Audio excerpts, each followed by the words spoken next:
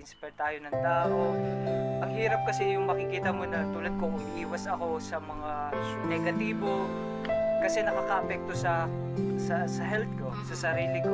Alay kung mapapanood ng mga tao, maging aware din sana sila eh. Kasi kailangan makapanood sila ng mga positibo, magaganda, para ma-inspired sila. So ikaw yung parang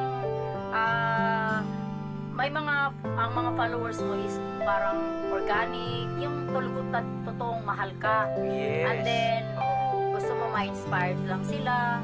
Saka yung mga negative. Kasi yung open naman tayo sa mga hindi natin No, mabilis I mean mga influencer kasi minsan gumagawa ng issue para mag-viral. Pero nung nakilala na yung yung influencer na yun, Medyo laylo na. naglaylo. Pero anong tingin sa tao na yun?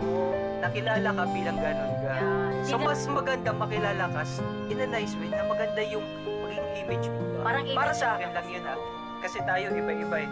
Iba yung diskarte mo. Ay gusto ko gumawa ng mga ganitong eksena para makilala ako, para mag-boom ako. Then after that, hindi pala yung totoong ikaw.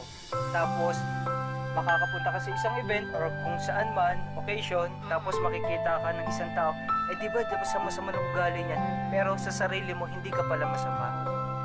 So, Tao ang manghuhusga sa iyo kung ano ka at kung saan ka pwedeng ilagay.